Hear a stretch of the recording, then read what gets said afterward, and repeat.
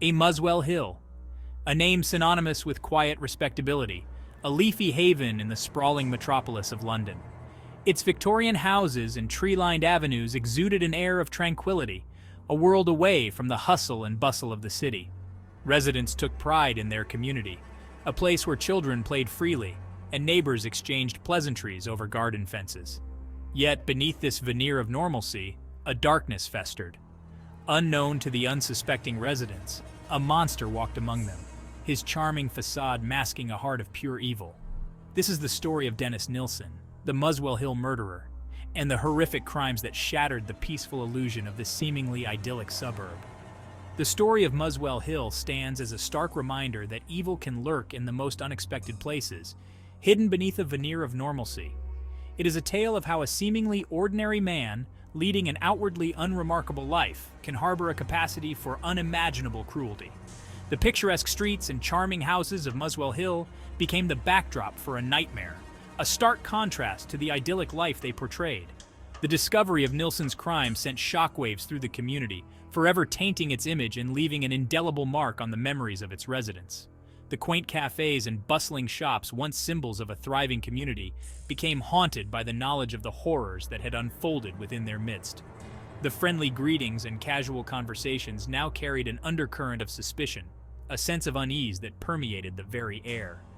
The Muswell Hill murders served as a chilling reminder that the face of evil can be deceptively ordinary, and that even in the most seemingly idyllic of settings, darkness can lurk just beneath the surface, waiting for the opportune moment to rear its ugly head.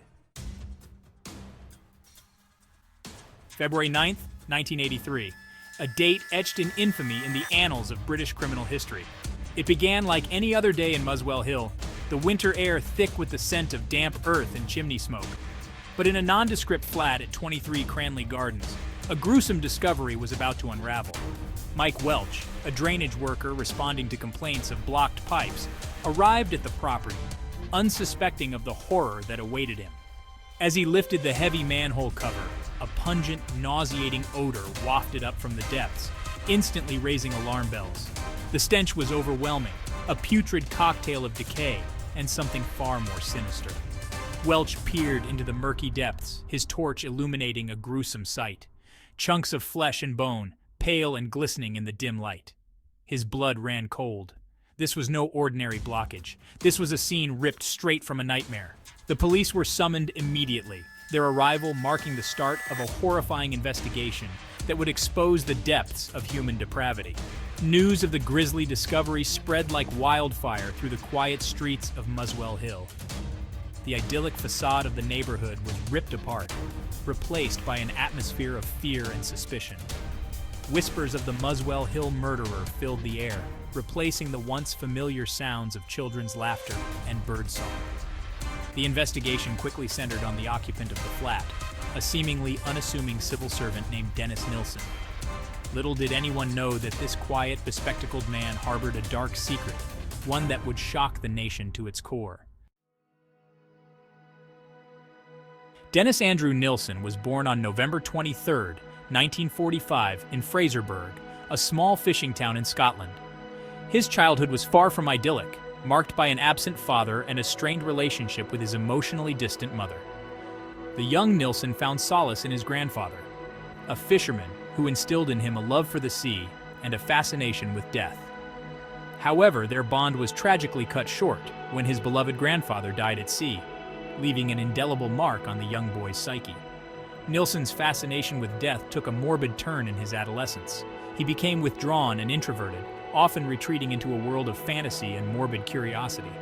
He developed a peculiar habit of collecting dead animals, dissecting them, and meticulously arranging their remains. This macabre interest hinted at a deeply disturbed mind, a fascination with death that went far beyond the bounds of normal childhood curiosity. It was a harbinger of the darkness that would later consume him, a glimpse into the abyss that lay hidden beneath his seemingly ordinary exterior. As Nilsen grew older, his fascination with death and his struggle with his own sexuality became increasingly intertwined. He found himself drawn to the image of a lifeless male form, an object of both desire and morbid fascination. This unhealthy obsession, coupled with his deep-seated insecurities and inability to form meaningful relationships, created a dangerous cocktail that would eventually lead him down a path of unimaginable horror. The seeds of a monster were sown, lying dormant within him, waiting for the right moment to germinate and unleash their terrifying power.